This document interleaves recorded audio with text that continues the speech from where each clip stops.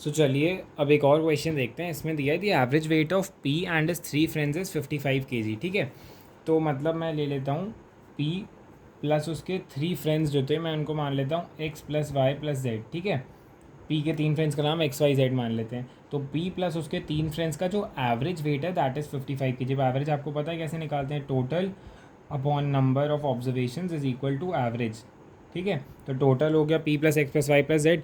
P का weight मैंने P मान लिया है और उसके 3 फ्रेंड्स एक्स वाई जेड हैं, उनका वेट मान लिया एक्स वाई और जेड। ठीक है, तो P plus X plus Y plus Z मतलब इनका total weight upon the number is equal to average. तो मैं फॉर्मूला एक बार लिख दे रहा हूँ, total upon number of observations है। ठीक है, number of observations is equal to average, ये होता है फॉर्मूला एवरेज का। ठीक है, तो total upon number of observations is equal to average. अब आपको दिया है क्वेश्चन में if P is 4 kg more than the average weight of his 3 friends. मतलब अगर हम उसके 3 फ्रेंड्स का वेट का एवरेज निकालते हैं that is X plus Y plus Z upon 3। ठीक है, इसका जो इन तीनों फ्रेंड्स के वेट का एवरेज है, पी उससे 4 किलो ज़्यादा है। मतलब पी का जो वज़न है ये इससे 4 किलो ज़्यादा है। ठीक है, एक बार फिर से समझा देता हूँ। हमें दिया है कि if P is 4 kg more than the average weight of is 3 friends. तो पी अगर अपने 3 फ्रेंड्स हैं उसके जो एक्स वाई और जेड, उनके एवरेज वेट से 4 किलो ज़्यादा है। तो पहले X plus Y plus Z का एवरेज वेट निकाल लो, कितना होगा, वो होगा X plus Y plus Z upon 3। ठीक है, तो अब दिया है कि पी उनसे 4 किलो ज़्यादा है, तो अगर इनके एवरेज वेट में मैं 4 किलो ऐड कर दूँ तो पी का वेट आ जाएगा X plus Y plus Z upon 3, इनका एवरेज वेट आया plus 4 kg which is equal to P का वज़न।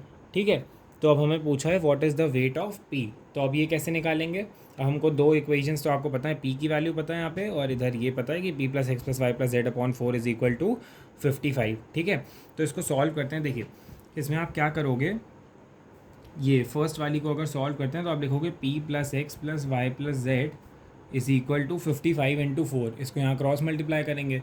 ठीक है, डिनोमिनेटर को इधर भेजा तो ये हो जाएगा 55 इंटू 4 दैट इज़ 220। ठीक है, तो P plus X plus Y plus Z की वैल्यू आ जाएगी 220। अब इस वाले में देखो, इसको सॉल्व करो ऐसे ही, तो ये हो जाएगा X plus Y plus Z plus 12 हो जाएगा यहाँ पे। ठीक है, 4 3 12, इसका एलसीएम लिया upon 3 is equal to P. तो आप इसको 3 को यहाँ भेज दो तो ये हो जाएगा X plus Y plus Z is equal to 3p minus 12। ठीक है, मैंने 3p भी कर दिया और ये जो 12 है इसको एक ही स्टेप में इधर माइनस भी भेज दिया। सॉरी, ये स्टेप कट गया, मैं फिर से समझा देता हूँ। देखो X plus Y plus Z plus 12 upon 3 is equal to P, ये तो समझ आ गया एलसीएम लेके। अब नेक्स्ट स्टेप में क्या करोगे, नेक्स्ट स्टेप में ये करोगे आप कि X plus Y plus Z is equal to, मैंने इस 3 को यहाँ भेजा तो ये हो जाएगा 3p, और फिर इस प्लस 12 को इधर भेजे तो माइनस 12 हो जाएगा। ठीक है, तो आपके पास दो इक्वेशन आ गई हैं, X plus Y plus Z is equal to 3p minus 12 और p plus X plus Y plus Z is equal to 220। तो ये जो X plus Y plus Z आया है ना, ये इसको सब्सटीट्यूट कर दो इससे। तो मतलब आप यहाँ लिख दो p plus X plus Y plus Z की जगह क्या लिख दोगे, X plus Y plus Z की जगह लिख दो 3p minus 12 is equal to 220। इतना समझ आएगा। ठीक है, एक बार फिर से बता दे रहा हूँ, ये आपका X plus Y plus Z upon 3 plus 4 is equal to P. तो हमने पहले इसको X plus Y plus Z के टर्म्स में निकाल लिया और इस इक्वेशन को भी लिख लिया P plus X plus Y plus Z के टर्म्स में। ठीक है, और फिर X plus Y plus Z है उसकी जो वैल्यू थी उससे इसको सब्सटीट्यूट कर दिया तो ये आ गया 3p प्लस 3p माइनस 12। ठीक है, तो अब इसको सिंपली सॉल्व कर दो, आपकी पी की वैल्यू आ जाएगी 3p plus P is 4p and ये यहाँ जाएगा तो ये प्लस हो जाएगा तो विच विल बी 232। ठीक है, अब p इज़ इक्वल टू, अब आप इसको डिवाइड करो अगर तो 4 5 ज़ा 20 एंड 4 8 ज़ा 32। तो p का जो वेट है वो आ जाएगा 58 kg, that will be your answer. ठीक है, तो ये आपका आंसर आ जाएगा, option number C is your answer according to the question. तो आप ये ध्यान रखोगे कि क्वेश्चन ने पूछा क्या है और कैसे इक्वेशन फॉर्म करनी है।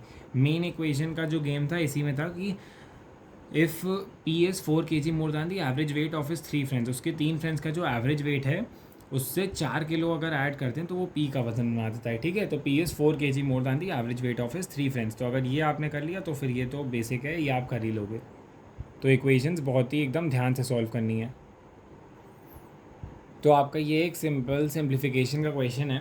इसमें दिया है 3640 divided by 14 into 16 plus 340 is equal to question mark. ठीक है, तो आपको क्वेश्चन मार्क की वैल्यू फाइंड आउट करनी है।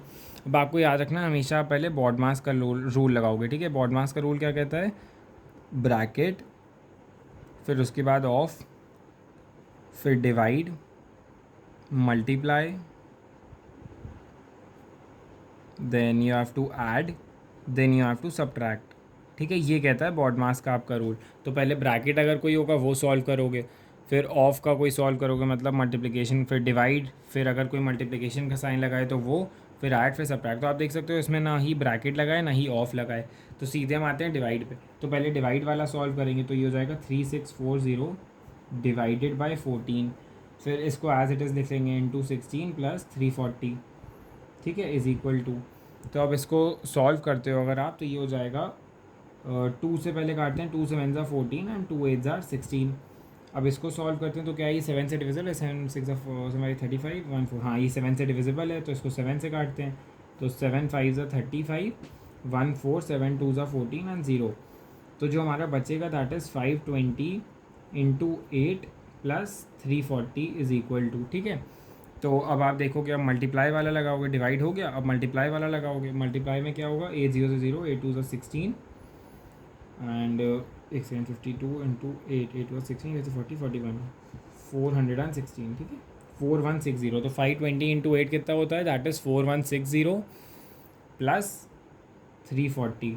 तो 4160 प्लस 340 अगर हम करते हैं तो हमारा आएगा 0 0 1 कैरी 5 एंड 4।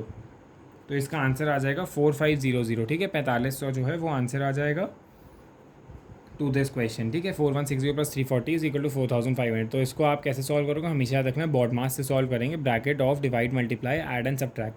उससे करोगे तो कभी गलत आंसर नहीं आएगा, और अगर उससे नहीं किया तो कई बच्चे पहले इन दोनों को मल्टीप्लाई कर देंगे 14 इंटू 16, फिर डिवाइड करेंगे तो उनका आंसर हमेशा ही गलत आएगा, ठीक है। तो ये एक और आपका सिंप्लीफिकेशन का एक क्वेश्चन दिया है, जिसमें दिया है 98,643 माइनस 21,748 इज इक्वल टू 51,212, ठीक है, ये दिया है आपको क्वेश्चन में। तो अब इसको सॉल्व कैसे करोगे, एक काम करो, ये माइनस सीधे करने की जगह पहले इन दोनों को ऐड कर लो। तो आप कर लो 98,643, ठीक है, यहाँ प्लस क्वेश्चन मार्क, सॉरी यहाँ प्लस क्वेश्चन मार्क, ठीक है। तो इन दोनों को पहले ऐड कर लो, इसको इसमें जोड़ लो। तो 51212 प्लस 21748, इनको ऐड करते 1056, ठीक है, फिर 7892 एंड 72960 आ जाएगा। तो 72960 प्लस क्वेश्चन मार्क, ठीक है। अब इसको इससे माइनस कर दो, तो ये आ जाएगा 98643 माइनस 72960।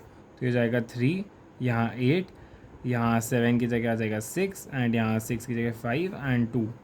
तो 25,683। तो जो क्वेश्चन मार्क की वैल्यू आएगी it is 25,683 which will be your final answer, ठीक है। तो ये सिंपल सिंप्लीफिकेशन का क्वेश्चन है, इसमें ऐसा कुछ नहीं किया है कि बॉड मास लगाया है, बस ऐड और सब्ट्रैक्ट करना है। इसमें कैलकुलेशन में ध्यान देना है कि बस कोई कैलकुलेशन एरर ना हो, क्योंकि नंबर्स बड़े हैं। सो अब हम नेक्स्ट क्वेश्चन देखते हैं। नेक्स्ट क्वेश्चन में दिया है 12% ऑफ 555 प्लस 15% ऑफ 666, इसको सॉल्व करना है।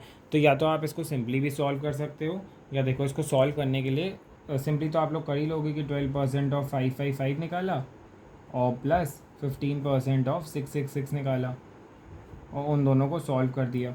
या इसको सॉल्व करने का एक और तरीका है कॉमन ले लेके, ठीक है। तो कॉमन कैसे लोगे ये देखते हैं। तो आपको सीधे सीधे दिख रहा है कि 111 तो दोनों में कॉमन आ जाएगा, क्योंकि 555 और 666 में क्या कॉमन है, 111 की टेबल है 111 इंटू 5 और 111 इंटू 6। तो अगर मैं 111 कॉमन ले लेता हूँ तो ये हो जाएगा 12 इंटू 5 प्लस 15 इंटू 6, ठीक है। और डिनोमिनेटर से 100 भी दोनों में से कॉमन लेता हूँ तो यहाँ 100 आ जाएगा, ठीक है। तो अब ये बचेगा।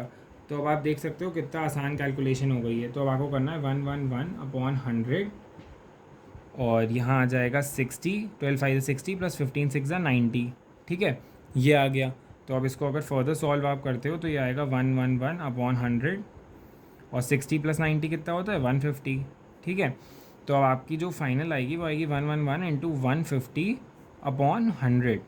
तो आप देख सकते हो, तो 25 6 ज़ा 150 एंड 25 4 ज़ा 100 एंड 2 3 ज़ा 6 2 2 ज़ा 4, तो 3/2 ये बचा, ठीक है। तो अब आपका बचा 3 into 111 that is 333 upon 2 which is equal to 333 upon 2 कितना होता है 2 1 ज़ा 2 1 3 2 6 ज़ा 12 1 3 2 6 ज़ा 12 and 1 0 166.5 which is your answer, ठीक है, तो 166.5 आपका आंसर आ जाएगा, that is option number A. ठीक है, तो ये देखो कितना आसान हो गया कॉमन करने से, 1 1 1 कॉमन ले लिया। ठीक है, आप इसमें चाहो तो और भी कॉमन ले सकते थे, फिर आप 5 और कॉमन ले लेते, पर ये इतने में हमारी कैलकुलेशन आसान हो जाती क्योंकि हमें टेबल्स तो इतनी याद ही हैं, 12 5 60 और 15 6 90, तो इतनी टेबल्स याद है, तो इसलिए ऐड करके इजी तो हो ही गया था। तो बस आपको यही देखना है कि 5 5 5 और 6 6 6 में जो बड़े नंबर्स हैं उनमें क्या कॉमन ले सकते हैं। तो आपने देखा कि जो 5 5 5 और 6 6 6 हैं वो 1 1 1 से डिविजिबल है, 111 से दोनों नंबर्स डिविजिबल, तो 111 में पहले ये कॉमन लिया बाहर तो 5 बचा और यहाँ 6 बचा। ठीक है, तो सिंपल ये भी सिंप्लीफिकेशन का क्वेश्चन था। आप चाहो तो इसको लेंदी मेथड से भी कर सकते हो, पर मैं ये प्रेफर करूँगा ताकि इसमें कैलकुलेशन भी देखो कितनी कम करनी है और एरर के चांसेस भी कम होते हैं। बस इसमें प्रैक्टिस चाहिए कि देखते ही समझ आ जाए कि क्या कॉमन लेना है। सो अब हम एक नेक्स्ट क्वेश्चन देखते हैं, that is of time and work. ठीक है, तो दिया है A can finish a piece of work in 16 days and B can finish it in 12 days। They work together for 4 days and then A left, तो B finish the remaining work. For how many total number of days did B work to finish the work completely. इस question पे ध्यान देना, इसमें कहा है कि B ने टोटल कितने दिन काम किया है, ये नहीं पूछा है कि उसने रिमेनिंग वर्क कितने दिन में कंप्लीट किया है, उसने पूछा है कि बी ने टोटल पूरा कितने दिन काम किया है। ठीक है, तो चलिए देखते हैं। ए जो है वो किसी वर्क को 16 डेज़ में ख़त्म करता है और बी जो है वो किसी वर्क को 12 डेज़ में ख़त्म करता है। ठीक है, तो इसका हम मानेंगे कि ये टाइम हो गया आपका, तो हम टोटल वर्क क्या मानेंगे, टोटल वर्क मानते हैं 16 और 12 का LCM, that will B 4 4 16 and 4 3 12, तो 12 और आ गया तो 4 4 48, 48 इनका LCM आ गया। ठीक है, तो 48 LCM आ गया, मतलब टोटल वर्क हमने मान लिया कितना है, 48 है। तो अगर टोटल वर्क 48 है तो ए की एफिशिएंसी कितनी हो गई, 48/16, क्योंकि आपको पता है efficiency is equal to work upon time. ठीक है, वर्क अपॉन टाइम होती है एफिशिएंसी, तो वर्क है आपका 48, टाइम है 16, तो एफिशिएंसी हो गई 16 3 48, 3 हो गया। और सिमिलरली बी की एफिशिएंसी कितनी हो गई, बी की एफिशिएंसी हो गई 4, 12 4 48, तो बी की 4 है, ए की 3 है। अब हमसे कहा है कि हमें एफिशिएंसी भी पता है इनकी, टोटल वर्क भी पता है और टाइम भी पता है। हमसे कहा है कि दे वर्क टुगेदर फॉर 4 days, मतलब 4 दिन तो उनने साथ में काम किया। तो एक बात बताओ, जब साथ में काम करेंगे दोनों लोग तो एक दिन में कितना काम होगा, एफिशिएंसी मतलब यही तो होता है 1 day वर्क, मतलब ए एक दिन में 3 काम करता है, बी जो है एक दिन में 4 काम करता है। एक्सक्यूज़ मी, तो ए अगर एक दिन में 3 काम करता है और बी अगर एक दिन में 4 काम करता है, तो साथ में दोनों कितना करेंगे, तो 1 day work of A plus B will be equal to 3 + 4 that is equal to 7। ठीक है, तो इन दोनों का एक दिन का मिला के कितना काम होगा, 7 काम होगा। तो अगर एक दिन का मिला के 7 काम है तो हमसे कहा है कि दे वर्क टुगेदर फॉर 4 days, तो 4 दिन का कितना काम हो जाएगा, अगर एक दिन का 7 काम है तो 4 दिन का हो जाएगा 7 × 4 दैट इज़ 28। तो 28 वर्क जो है वो ए और बी ने साथ मिलके किया है, तो 48 था टोटल वर्क, टोटल वर्क था 48 और कंप्लीट कितना कर लिया इनने, 28 कर लिया साथ में 4 दिन में, 4 days में 28 वर्क कर लिया। ठीक है, 4 days में 28 वर्क ए प्लस बी ने मिल के। तो अब बचा हुआ कितना काम हुआ, बचा हुआ 20, 48 - 28 दैट इज़ 20 काम अभी भी बचा है। तो 20 काम है, लिखा है be finish the remaining work, तो मतलब बचा हुआ काम तो बी ने अकेले ही किया है। तो 20 काम जो है बी अकेले कितने दिन में करेगा, अगर बी जो है वो एक दिन में 4 काम करता है, बी एक दिन में 4 काम करता है, तो 20 काम कितने दिन में करेगा, तो आप देख सकते हो इधर 5 से मल्टीप्लाई करेंगे तो इधर भी 5 से मल्टीप्लाई करेंगे, तो 5 दिन में जो है बी 20 काम कर लेगा कि नहीं, बिल्कुल कर लेगा, क्योंकि एक दिन में 4 काम करता है तो 5 दिन में 20 काम कर लेगा, तो 4 5 20, और इधर भी 5 से मल्टीप्लाई करेंगे तो 5 1 5, तो मतलब 5 days में वो 20 वर्क कर लेता है। तो 5 days में जो बी है उसने 20 और वर्क कर लिया, तो मतलब अब हमारा काम जो हो गया that is 28 + 20 which is equal to 48, तो हमारा काम तो पूरा कंप्लीट हो गया। पर हमसे क्वेश्चन में क्या पूछा था कि टोटल बी ने कितने दिन काम किया, तो बी ने यहाँ 5 days अकेले काम किया और 4 days ए के साथ में काम किया, मतलब टोटल बी ने 9 days काम किया, 9 days, यही हमारा आंसर हो जाएगा। ठीक है, कि बी ने टोटल 9 days काम किया है। तो हमें ये ध्यान रखना है क्वेश्चन हमसे पूछ क्या रहा है कि बी ने टोटल कितने दिन काम किया है या बी ने ए के जाने के बाद कितने टाइम में रिमेनिंग वर्क कंप्लीट किया। अगर रिमेनिंग वर्क पूछता तो हमारा आंसर 5 days होता। अगर हमसे पूछा गया है कि बी ने टोटल काम कितने दिन में टोटल कितने दिन काम किया है तो वो हमारा 9 days आ जाएगा। ठीक है, एक बार फिर से समझाता हूँ क्वेश्चन। 16 days में जो है ए काम करता है, बी 12 days में पूरा काम कंप्लीट करता है, तो टोटल वर्क जो होता है वो टाइम की एफिशिएंसी, मतलब दोनों का एलसीएम निकाल लो तो टोटल वर्क आ जाता है। फिर टाइम नीचे डिनोमिनेटर में रखो और ऊपर वर्क रखो तो एफिशिएंसी आ जाती है। एफिशिएंसी होती है 1 डे वर्क। अब हमें दिया है कि ए और बी ने साथ में 4 दिन काम किया, फिर ए छोड़ के चला गया। तो एक दिन काम अगर करते हैं साथ में तो 7 काम कंप्लीट हो जाता है। अगर 4 दिन काम कंप्लीट कर 4 दिन साथ में काम करेंगे तो 28 वर्क कंप्लीट हो जाएगा। टोटल वर्क 48 था, 28 कंप्लीट कर लिया है तो बचा कितना, 20 बचा। 48 माइनस 28 दैट इज़ 20 वर्क बचा है। अब 20 वर्क बचा है वो अकेले किसको करना है, बी को। तो अगर बी जो है वो एक दिन में 4 काम करता है तो 20 काम कितने दिन में करेगा, 4 5 ज़ा 20 होता है, ठीक है। तो टोटल वर्क इधर हो गया 4 5 ज़ा 20, तो इस तरफ भी 5 से मल्टीप्लाई करेंगे तो 5 1 ज़ा 5। तो 5 दिन में जो है बी वो 20 काम करेगा, बी के लिए ये, ठीक है। बी जो है वो 5 दिन में 20 काम कर लेगा।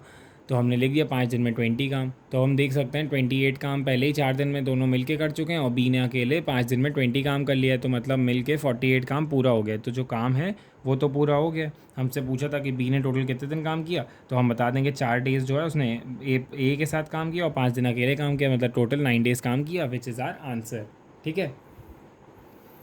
तो देखते हैं हम नेक्स्ट क्वेश्चन। नेक्स्ट क्वेश्चन में दिया on decreasing the price of TV sets by 30% the sale is increase by 20%। अगर प्राइस का टीवी का प्राइस जो 30% से अगर मैं कम कर देता हूँ तो 20% सेल बढ़ जाती है। What is the effect on the revenue.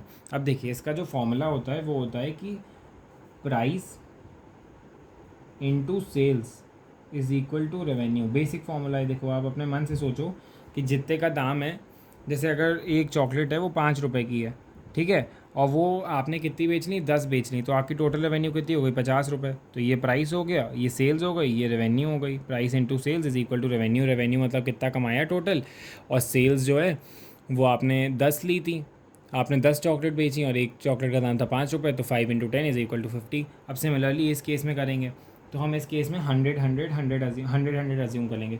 हम अज्यूम करेंगे एक टीवी का प्राइस था 100, ठीक है, होता नहीं है, बस अज्यूम कर रहे हैं, और सेल्स हो गई उसकी 100 टीवीज़ की, ठीक है। तो रेवेन्यू कितनी हो गई, रेवेन्यू हो गई उसकी 10,000, बिल्कुल सही, ठीक है। तो मतलब प्राइस 100 है, सेल्स 100 है, तो रेवेन्यू 10,000 हो गई, ये हमने अज्यूम किया है। अब हम देखेंगे उसने किया क्या है। उसने लिखा है on decreasing the price of TV by 30%। TV का प्राइस उसने 30% से घटा दिया, मतलब कि टीवी का प्राइस 100 से उसने कितना कर दिया, 30% कम कर दिया, दैट इज़ 70 कर दिया। 100 में 30% घटाओ तो 70 आता है, ठीक है। फिर कहा है कि सेल जो है वो 20% से बढ़ गई। तो सेल कितने से बढ़ गई, सेल आप देख सकते हो 20% से बढ़ गई है, तो यहाँ लिख दो +20%। सेल आपकी 20% से बढ़ गई, दैट इज सेल हो गई अब 120, ठीक है। 100 से 120 हो गई, जो प्राइस था 100 से 70 हो गया। तो अब पूछा है कि जो रेवेन्यू है उस पर क्या फ़र्क पड़ेगा। तो what is the effect on the revenue. तो रेवेन्यू पहले निकाल लो कितनी हो गई है। तो अब कितनी हो गई रेवेन्यू, 12 7 84, 8400। अब देखो रेवेन्यू कम हो गई उसकी, पहले 10,000 कमा रहा था, अब 8,400 8,400 ही कमा रहा है। तो अब क्या कितनी रेवेन्यू कम हुई है, हमें परसेंटेज में पूछा है, तो चलिए परसेंटेज में बता देते हैं। परसेंटेज में कैसे बताओगे, 10,000 माइनस 8,400, मतलब change upon old value into 100, ये होता है चेंज परसेंटेज का फॉर्मूला, ठीक है। चेंज कितना हुआ है रेवेन्यू में, वो हुआ है हमारा 10,000 माइनस 8,400, इतना ही तो चेंज हुआ है, इतनी तो रेवेन्यू कम हुई है। 10,000 माइनस 8,400, इतनी रेवेन्यू कम हो गई। तो change upon previous value, previous value कितनी थी 10,000, प्रीवियस उसकी रेवेन्यू थी 10,000 इंटू 100, ठीक है। तो अब आप इसको कैलकुलेट करो अगर, तो ये 2 ज़ीरो तो ये ऐसे ही कैंसिल हो जाएंगे। तो 8,400 10,000 माइनस 8,400 विच इज़ 1,600, ठीक है। 1600 अपॉन 100, तो 0 0 कट। तो कहेंगे जो 16% है डिफरेंस आ रहा है, मतलब उसकी जो रेवेन्यू है वो 16% से घट गई है, ठीक है। तो आंसर जो है हमारा ऑप्शन नंबर डी हो जाएगा। एक बार फिर से समझा देता हूँ। हमसे कहा गया था कि डिक्रीज़ करा उसने प्राइस टीवी का 30% से, तो उसकी सेल 20% बढ़ गई। तो हमने माना प्राइस 100, सेल 100, तो revenue 10,000, price into sale is equal to revenue, ठीक है। तो 100 इंटू 100 इज इक्वल टू 10,000। अब उसने कहा प्राइस उसने 30% से घटा दिया, तो प्राइस 100 से 70 कर दिया, 30% से घट गया। तो एंड सिमिलरली सेल्स जो है वो 20% से इंक्रीज़ हो गई, 20% से इंक्रीज़ होंगी, मतलब 100 से 120 हो गई, ठीक है। तो अब आप देख सकते हो कि रेवेन्यू कितनी हो जाएगी, 12 7 84, 8400 जो है आपकी ये रेवेन्यू हो गई। अब आप देख सकते हो रेवेन्यू कम हुई है, ठीक है, रेवेन्यू कम हुई है तो मतलब जो इंक्रीज़ वाले ऑप्शन है ये तो बिल्कुल ही गलत हैं। 10% इंक्रीज़ और 16% इंक्रीज़, इन दोनों को काट दो। ठीक है, अब या तो 10% डिक्रीज़ हुआ है या 16% डिक्रीज़ हुआ है। तो अब डिक्रीज़ परसेंटेज या चेंज परसेंटेज का फॉर्मूला क्या होता है? उसका फॉर्मूला होता है चेंज परसेंटेज का, आप नोट कर लो इसे। Change percentage is equal to change value.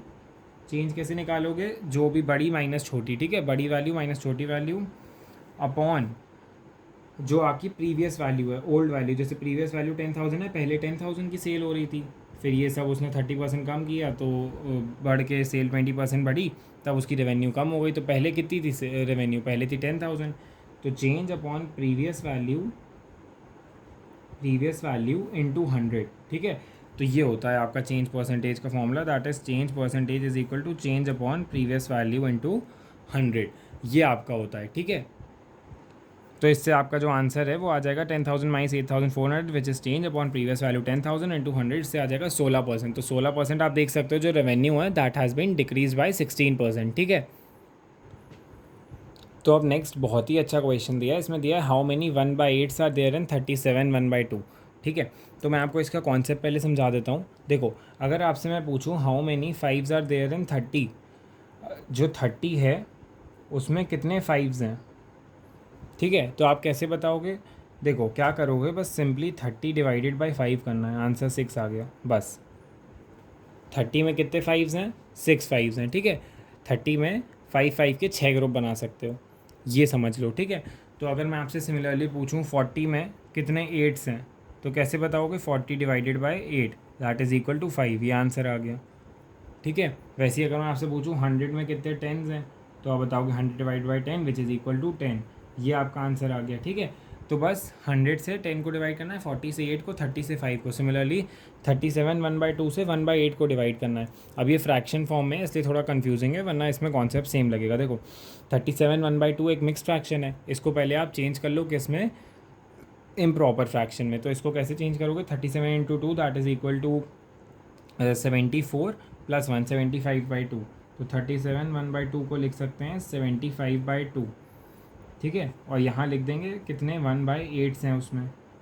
तो अब कैसे करा था मैंने? इससे इसको डिवाइड कर दिया था, तो 75/2 डिवाइडेड बाय 1/8। तो इसको लिख सकता हूँ मैं 75/2 इंटू 8। ठीक है, जब डिवाइड का साइन हटता है तो रेसिप्रोकल हो जाता है, तो इंटू 8 हो गया। ठीक है, तो 2 4 8 एंड 75 4 कितना होता है? 28 एंड 300। तो 300 आपका आंसर आ गया कि जो 37 1/2 में आपके 300 1/8 है। तो आंसर हो गया आपका option number A, that is 300। ठीक है, तो बहुत सिंपल है, बस यही लॉजिक है कि इसको डिवाइड कर देंगे किससे? इस नंबर से। जितने भी पूछें, जितने भी इसके अंदर होंगे, तो इसके अंदर 30 के अंदर कितने 5 बन पाएंगे? आप कहोगे 6 बन पाएंगे। 40 के अंदर कितने 8 5 8s बन पाएंगे। 100 के अंदर 10s बन पाएंगे। सिमिलरली 37 1/2 के अंदर 300 1/8 बन जाएंगे। ठीक है, ऐसे सिंपल है बहुत। तो अब हम नेक्स्ट क्वेश्चन देखते हैं। Next question simple linear equation का है, इसमें दिया है 24m + 2 is equal to 46m - 4। तो सॉल्व फॉर m। तो हम एक बार इक्वेशन लिख लेते हैं, that is 24m + 2 is equal to 46m - 4। ठीक है, तो इसको कैसे सॉल्व करते हैं? आपको पता है m के साइड हम एक साइड ले जाओ, बाकी एक साइड ले जाओ, तो ये +4 इधर आ जाएगा, यहाँ 6 हो जाएगा, और 46m - 24m हो जाएगा यहाँ पे। ठीक है, ये 4 है, तो 6 is equal to 46 - 24 which is equal to 22m। तो जो m है उसकी वैल्यू हो जाएगी 6/22। ठीक है, तो इसको अगर रिड्यूस करते हैं तो ये हो जाएगा 2 3 6 एंड 2 11 तो 3/11 जो है हमारा आंसर हो जाएगा। तो हम देख सकते हैं ऑप्शन नंबर डी जो है that is our answer, that is 3/11। ठीक है, तो सिंपल लीनियर इक्वेशन थी, इसे वैसे ही सॉल्व करना था। तो अब हम नेक्स्ट क्वेश्चन देखते हैं। नेक्स्ट क्वेश्चन दिया find the average of first 40 natural numbers. तो फर्स्ट 40 नेचुरल नंबर्स का एवरेज कैसे ढूंढोगे? देखो नेचुरल नंबर्स जो हैं वो शुरू होते हैं आपके 1 से। ठीक है, जो होल नंबर्स हैं वो 0 से होते हैं, ये 1 से शुरू होते हैं। तो 1 से लेके आपको 2 3 4 ऐसे करते करते आपको 40 तक का एवरेज ढूंढना है। तो एवरेज इसका कितना होगा? अब या तो आप ये करो कि 1 + 2 + 3 + 4 + 5 ऐसे करते करते 40 तक ऐड करो, फिर डिवाइड बाय उसको 40 करो, तो एवरेज आएगा। या तो देखो कभी भी ऐसे आपको एवरेज ढूंढना हो जब आपकी सीरीज़ जो बन रही हो उसमें जो डिफरेंस हो नंबर्स के बीच में वो सेम हो। जैसे 1 और 2 के बीच में कितना डिफरेंस है, 1 का, 2 और 3 के बीच में 1 का, 3 और 4 के बीच में 1 का, ऐसे 4 और 5 के बीच में 1 का। यहाँ 39 और 40 होगा तो 39 और 40 के बीच में कितना डिफरेंस है, 1 का। तो ऐसे अगर ए पी बन रही है उसे ए पी कहते हैं, अर्थमेटिक प्रोग्रेशन, ठीक है।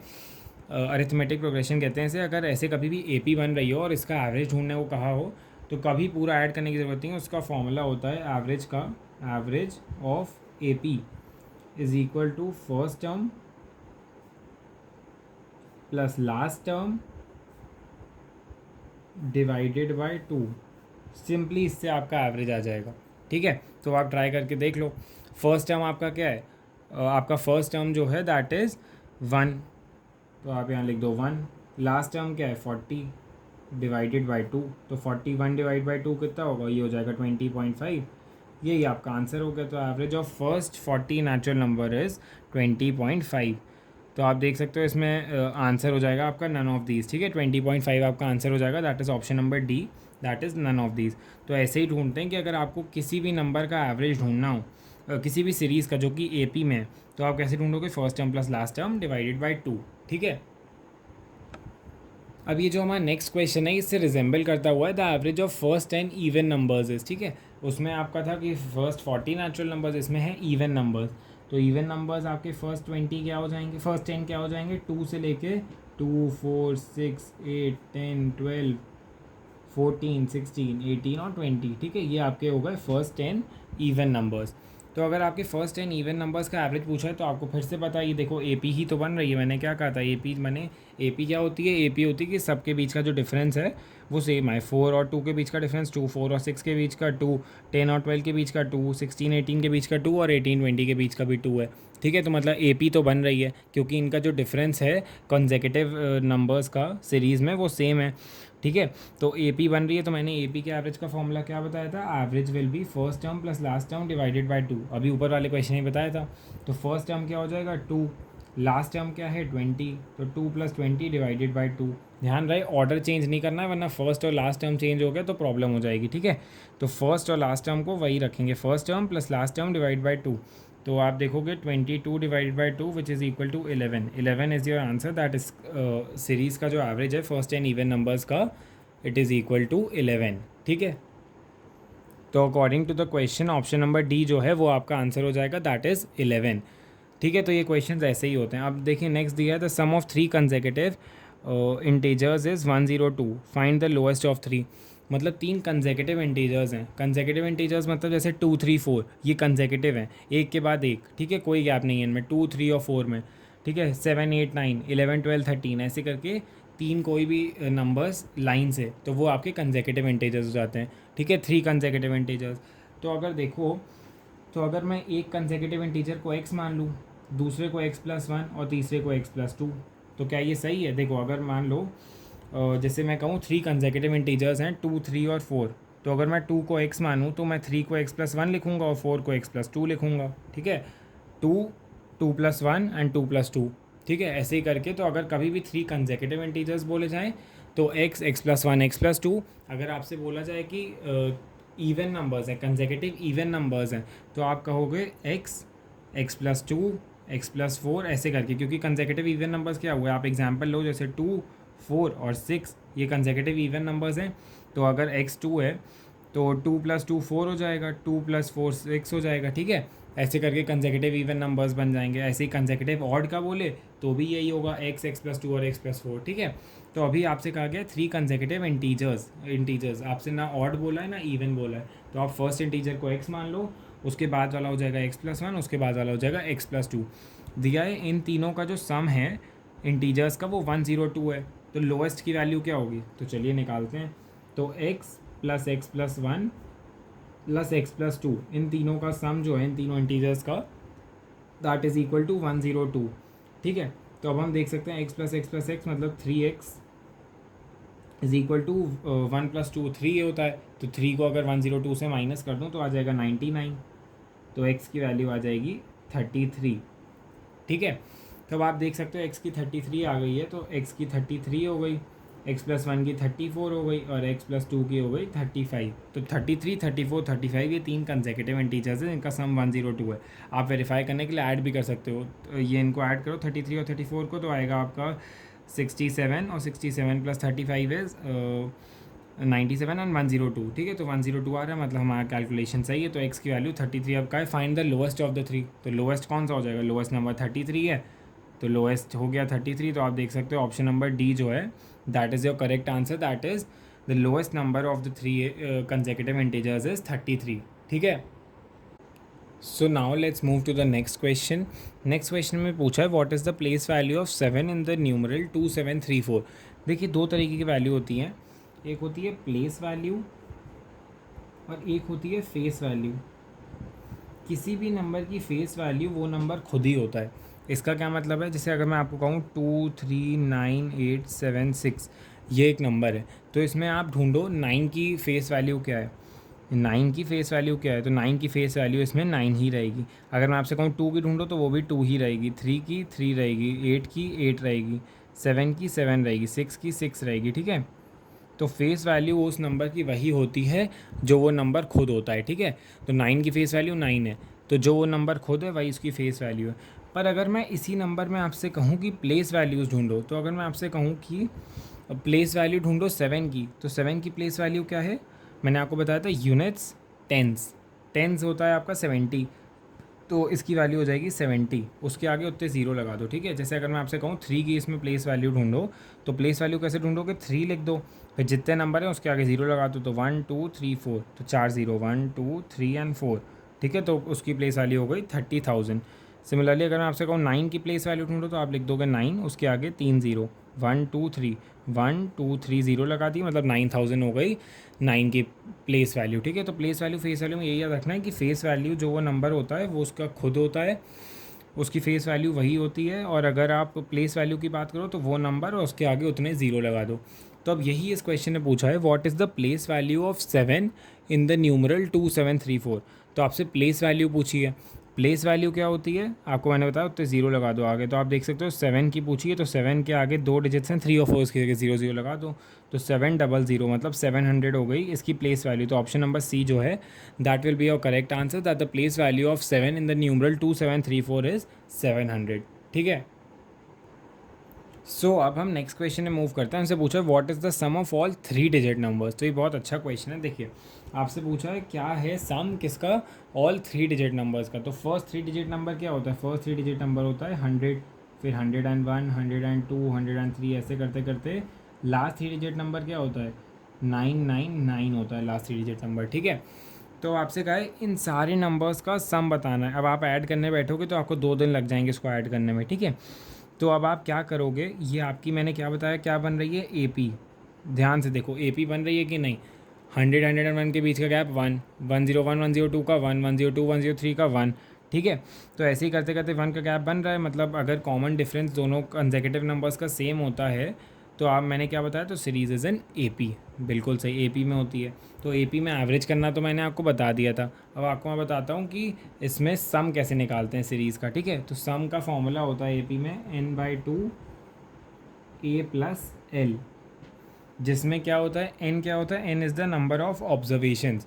तो 100 से लेके 999 तक कितने नंबर हो जाएंगे? 100 से लेके 999 तक हो जाएंगे 900 नंबर्स, क्योंकि 999 minus 100 which is 899 plus 1 which is equal to 900। तो टोटल 900 नंबर्स हो जाएंगे divided by 2 A plus L. A क्या होता है? A is the first digit, मतलब first number of the series. तो 100 है फर्स्ट नंबर, तो 100 यहाँ लिख दो। एल होता है लास्ट नंबर, लास्ट नंबर हो गया 999। बस इसको सॉल्व कर दो, आपका सम आ जाएगा। तो देखो 900 से इसको डिवाइड करते हैं तो ये आएगा 450। तो 450 मल्टीप्लाइड बाई 999 प्लस 100, ये हो जाएगा 1099। तो अब इसको मल्टीप्लाई करो, आपका आंसर आ जाएगा। ठीक है, तो जो इसको मल्टीप्लाई करने पे आएगा वो आएगा 494550, मतलब 4,94,550। ये आपका हो जाएगा आंसर। तो option number D is your answer. ठीक है, तो बस ये याद रखना है कि सीरीज़ एपी में है तो उसके सम का फॉर्मूला होता है n/2 a प्लस एल, या फिर एक और फॉर्मूला होता है n/2 2a plus n-1 of D. ठीक है। इस फॉर्मूले में क्या होता है, एन वही हो गया नंबर ऑफ ऑब्जर्वेशंस, ए हो गया आपका फर्स्ट टर्म जो कि 100 था, एन वही हो गया नंबर ऑफ ऑब्जर्वेशंस, और डी क्या हो गया, डी हो गया इसमें डिफरेंस। डिफरेंस किस चीज़ का, डिफरेंस कॉमन डिफरेंस होता है। किस चीज़ का कॉमन डिफरेंस, जो कंसेक्यूटिव टर्म्स होते हैं उनका difference. Second term minus first term, 101 minus 100, second term minus first term होता है, ये याद रखना। First term minus second term नहीं, 100 माइनस 101 नहीं होगा, 101 माइनस 100 होगा, ठीक है। तो 101 minus 100 that is 1, 102 minus 101 is 1, तो कॉमन डिफरेंस आपका 1 आ रहा है, तो डी 1 हो जाएगा, एन हो जाएगा आपका number of observation which is equal to 900, a हो जाएगा आपका 100। तो इसमें भी डाल के अगर आप करोगे तो भी आपका आंसर सेम आएगा, 4,94,550। तो ये दोनों ही फॉर्मूले आपको याद रखने हैं, n/2 a प्लस एल और n/2 2a plus n minus 1 of D, ये दोनों ही सम ऑफ ए पी के फॉर्मूले होते हैं, ठीक है। सो अब हम नेक्स्ट क्वेश्चन देखते हैं। नेक्स्ट क्वेश्चन हमें दिया है, फाइंड दी HCF ऑफ 2511 और 3402। तो 2511 और 3402 का हमको क्या फाइंड करना है, LCM फाइंड करना है। चलिए करते हैं, 2511 यहाँ लिखेंगे, बाहर वाला बाहर लिखते हैं छोटा नंबर, अंदर बड़ा नंबर, ये आपको पता ही है, तो 1, फिर यहाँ 9 आ जाएगा, यहाँ 8 आ जाएगा, 891 और 2511 कितने से होगा, ये हो जाएगा 2 से, तो 2 ज़ा 2 1 2 891 इंटू 2 कितना होता है, 2 1 ज़ा 2, 9 2 ज़ा 18 एंड 8 was 16 1782, और 891 3 ज़ा तो बड़ा हो जाएगा, 3 1 ज़ा 3, 9 थे 27, 8 थे 24, हाँ ये तो बड़ा हो गया, तो हम यही वाला लेंगे। 2 ज़ा 891 2 ज़ा 1782, तो इसको माइनस करते हैं, तो यहाँ 9 आएगा, यहाँ 2 आएगा, यहाँ आएगा आपका 8 आता, पर यहाँ 7 आएगा, 729, ठीक है। 729 और 891 में क्या आएगा, 1, तो 729, 10 11 2 यहाँ आ गया, 7 की जगह यहाँ 6 आएगा, 162 और 729 को अगर ऐसे ही सॉल्व करते हैं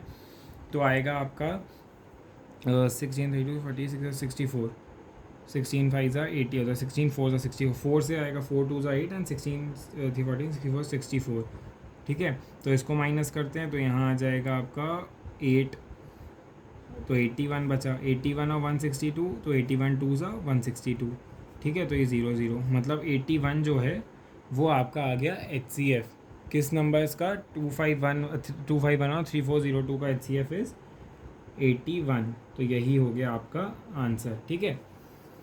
तो बस आपको डिवाइड करते ही जाना है, करते ही जाना है, फिर जो रिमाइंडर आएगा उससे इस नंबर को डिवाइड करेंगे, फिर जो रिमाइंडर आएगा उससे इसके डिवाइज़र को डिवाइड करेंगे, फिर जो रिमाइंडर आएगा उससे इसके डिवाइज़र को डिवाइड करते करते ऐसे ऐसे जब तक ज़ीरो आपका नहीं आ जाएगा तब तक आप डिवाइड करते ही जाओगे, ठीक है। तो हमारा आंसर जैसे ज़ीरो आ गया इधर रिमाइंडर, तो ये HCF 81 आया, तो हम देख सकते हैं option number D is our answer, that is 81, ठीक है। सो अब हम नेक्स्ट क्वेश्चन पे मूव करते हैं। नेक्स्ट क्वेश्चन में दिया है the product of two numbers is 4107, ठीक है, मतलब दो नंबर्स को मल्टीप्लाई करने पे 4107 आता है।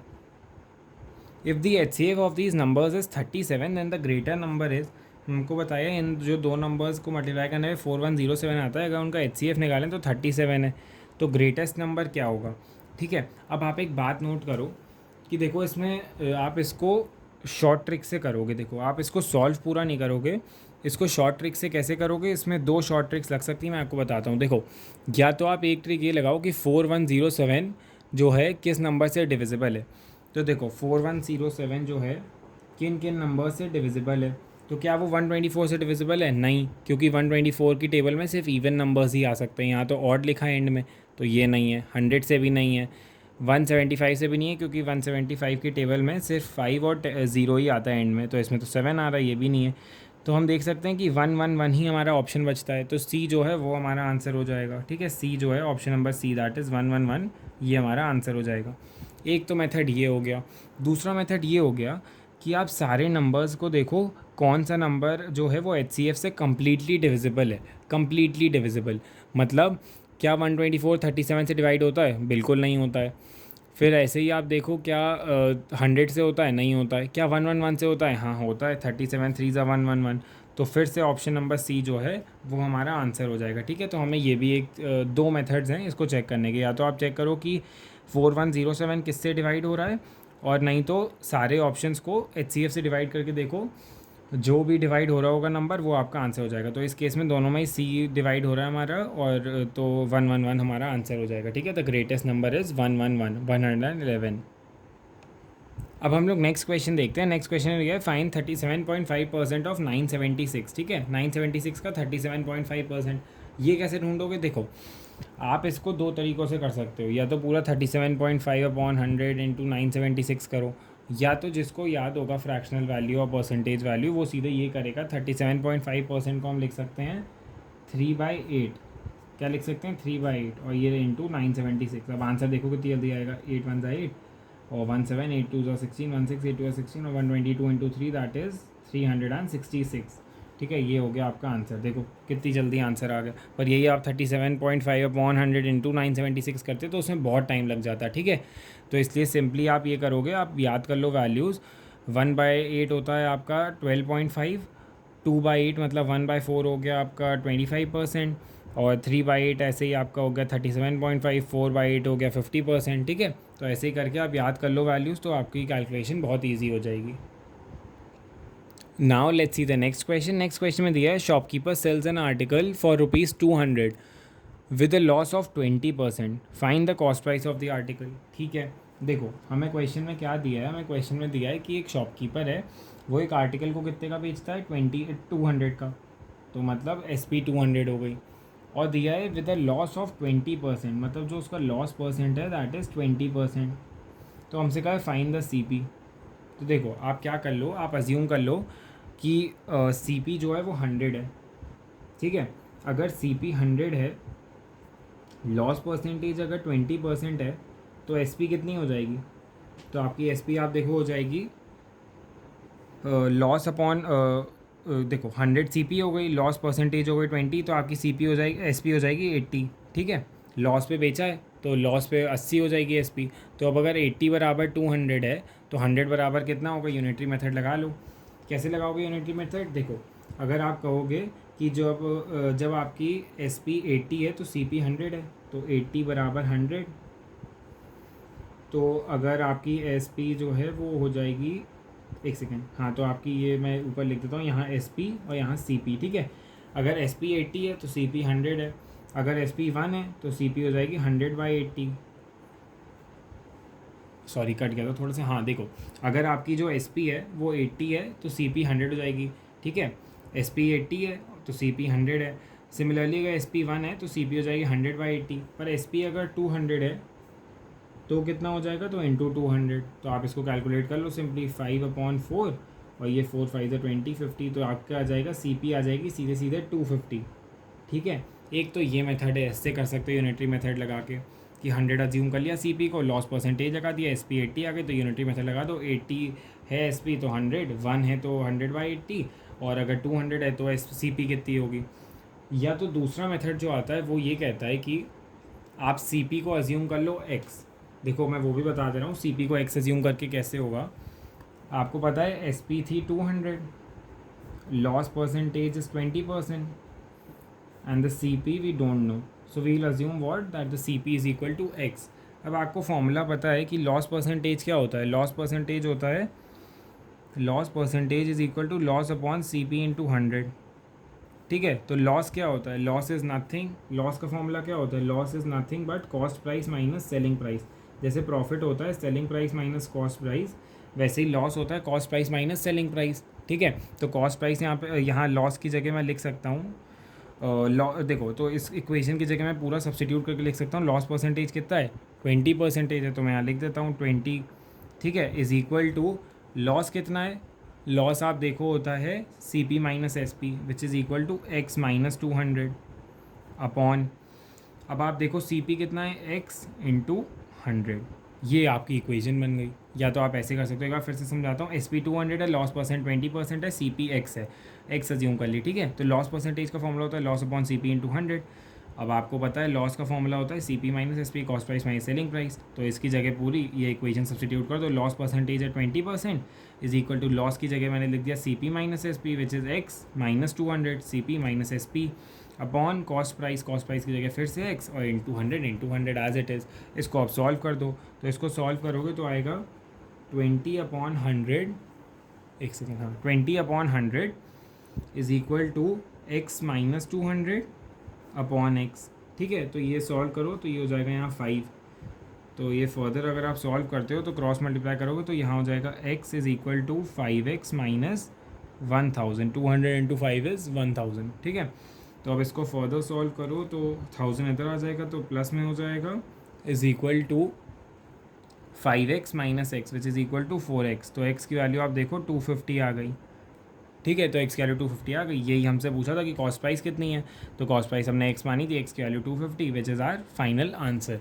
तो आप दोनों मेथड से कर सकते हो, तो यूनिटरी मेथड लगा के कर सकते हो कि 100 अज्यूम कर ली CP और फिर SP 80 आ गई, फिर यूनिटरी मेथड लगा दिया, या तो you can do by this method in which you assume that the cost price is equal to x, then you substitute the value of cost price and selling price in the formula of loss percentage, ठीक है। हाँ, अब next question देखते हैं। A cycle is bought for ₹900 and sold for 1080, find the gain percent. बहुत simple question है। Cost price दिया है, साइकिल खरीदी कितने में थी 900 में, सेलिंग प्राइस बेच कितने में थी 1080 में, तो प्रॉफिट परसेंटेज ढूंढना है। तो प्रॉफिट परसेंटेज का फॉर्मूला क्या होता है, profit percentage is equal to profit upon cost price in 200, जैसे लॉस परसेंटेज होता है लॉस अपॉन कॉस्ट प्राइस वैसे इन 200, वैसे ही profit percentage is profit upon cost price in 200। तो ये फाइंड अगर मैं करता हूँ तो profit percentage is equal to profit क्या होता है, प्रॉफिट होता है आपका SP माइनस CP, जितने की बेची माइनस जितने की खरीदी, ठीक है। तो SP minus CP that is 1080 minus 900 upon cost price कितनी है 900 इंटू 100, ठीक है।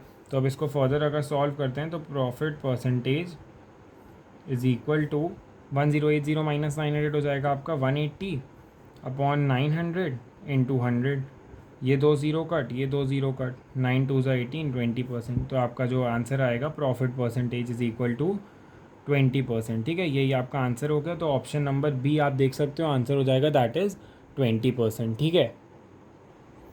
सो अब नेक्स्ट क्वेश्चन देखते हैं। नेक्स्ट क्वेश्चन में दिया by selling 50 meters of cloth I gain the selling price of 15 meters, find the gain percent. तो इसमें कैसे होगा देखिए, बाय सेलिंग 50 मीटर्स क्लॉथ, मतलब अगर मैं 50 मीटर कपड़ा बेचता हूँ तो मैं सेलिंग प्राइस ऑफ 15 मीटर्स मुझे मिल जाता है, ठीक है। सॉरी, जो मुझे प्रॉफिट होता है 15 मीटर्स के बराबर होता है। तो मैं मान लेता हूँ प्रॉफिट इज़ इक्वल टू 15, ठीक है। और मैं सेलिंग मान लेता हूँ सेलिंग इज़ इक्वल टू 50।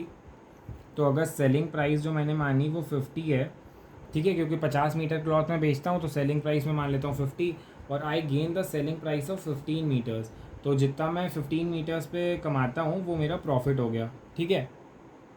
तो सिंपली मैंने ये अज्यूम किया कि SP of 1 meter cloth is equal to ₹1, ठीक है। 1 मीटर क्लॉथ में 1 रुपये का बेचता हूँ तो 50 मीटर क्लॉथ मैंने 50 रुपये का बेचा, और दिया है कि अगर मैं 50 मीटर क्लॉथ बेच देता हूँ तो I gain the selling price of 15 meters. तो मतलब जो मेरा प्रॉफिट होता है वो 15 मीटर के बराबर होता है। तो 15 मीटर का प्रॉफिट होता है, तो 15 मीटर बराबर 15 रुपये हो जाएगा, क्योंकि 1 मीटर क्लॉथ की वैल्यू 1 रुपये है। तो 15 मीटर्स क्लॉथ की SP हो जाएगी 15 रुपीज़, तो 15 हो गई मेरा प्रॉफिट, ठीक है। तो अब मुझे पूछा है फाइंड द गेन परसेंटेज। अब अगर आपको SP पता है और प्रॉफिट पता है तो क्या आप कॉस्ट प्राइस निकाल लोगे? बिल्कुल, क्योंकि आपको पता है profit is equal to SP minus CP। अब आपको पता है कि CP निकालनी है तो CP is equal to SP minus profit, ठीक है। इसकी वैल्यूज़ अदल बदल करो तो आ जाएगा। इसको यहाँ भेज दो, CP को इधर भेज दो, CP is equal to SP minus profit. तो CP कितना हो जाएगा, CP is equal to SP हो गया आपका 50 और प्रॉफिट हो गया 15 विच इज़ इक्वल टू 35। तो जो आपका प्रॉफिट है, सॉरी जो आपका कॉस्ट प्राइस है वो 35 आ जाएगा। अब आपसे पूछा है what is the gain percentage, तो आप बता दो profit percentage is equal to profit upon cost price in 200 which is equal to, तो प्रॉफिट परसेंटेज आपकी हो जाएगी, प्रॉफिट है आपका 15 के बराबर, 15 है प्रॉफिट, कॉस्ट प्राइस कितनी है, कॉस्ट प्राइस है आपकी 35 इंटू 100, ठीक है। तो ये हो जाएगा 5 3 15, 5 7 35, तो 300/7 which is equal to 7 4 28 and 20 मतलब 20 मतलब 7 2 14 एंड 60, तो इसको सीधे 6/7 लिख देते हैं। तो इसको अगर सॉल्व करते हैं तो 42 इंटू 7 14 20 29 एंड 6, हाँ ठीक है। तो आप 300/7 को लिख सकते हो 42 6/7 परसेंटेज, यही आपका फाइनल आंसर हो गया, ठीक है। तो ये सिंपल था। इसमें दिया है by selling 50 meters of cloth, आपने सीधे सीधे मान लेना है कि SP of 1 meter cloth is equal to ₹1। तो अगर 50 मीटर क्लॉथ बेचा तो कितना पैसा आया हाथ में, सेलिंग प्राइस हो गई 50, पर उसको जो प्रॉफिट हो रहा है इस 50 मीटर बेचने पे वो कितना हो रहा है, वो हो रहा है 15 मीटर्स क्लॉथ की सेलिंग प्राइस के बराबर। तो 15 मीटर्स क्लॉथ की सेलिंग प्राइस कितनी होगी, 15 रुपीज़ होगी, क्योंकि 1 मीटर क्लॉथ की 1 रुपी है, तो 15 मीटर्स की 15 रुपीज़ हो जाएगी। तो प्रॉफिट 15 हो गया, एस पी 50 है, तो प्रॉफिट के फॉर्मूले से कॉस्ट प्राइस निकाल लिया विच इज़ 35, फिर प्रॉफिट परसेंटेज के फॉर्मूले में डाल दो, profit upon cost price into 100 which is 15 upon 35 into 100। उसको सॉल्व करने पाएगा 42 6/7%। ठीक है।